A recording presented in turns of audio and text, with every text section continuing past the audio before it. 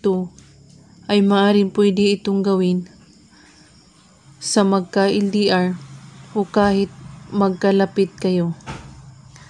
Ang kailangan ay buo ang inyong paniniwala sa inyong gagawin at magko-concentrate at walang ibang iniisip kundi ang inyong gagawan ng ritual.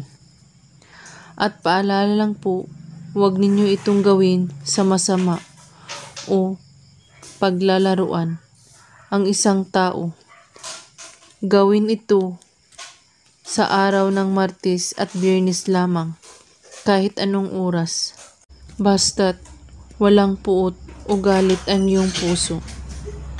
Kung ang taong iyong ginawan mo ito ay malapit lamang sa iyo, banggitin ito ng 1 beses ng pabulong saka umihip ng hangin papunta sa kanya.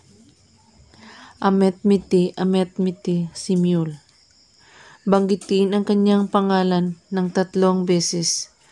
At kung kayo ay magka-LDR na naman, banggitin ang mga salitang ito ng 10 beses. At kada banggit nito, isabay mo ang kanyang pangalan sa kaumihip ng hangin na pabulong. At siguraduhin na kabisado mo na ang mga salitang ito bago niyo ito gawin. Gawin lang ito na may taos-pusong paniniwala at walang ibang iniisip at pagdududa. At kung may katanungan po kayo ay magko-comment lang po sa baba. Maraming salamat sa panonood. May God bless us all.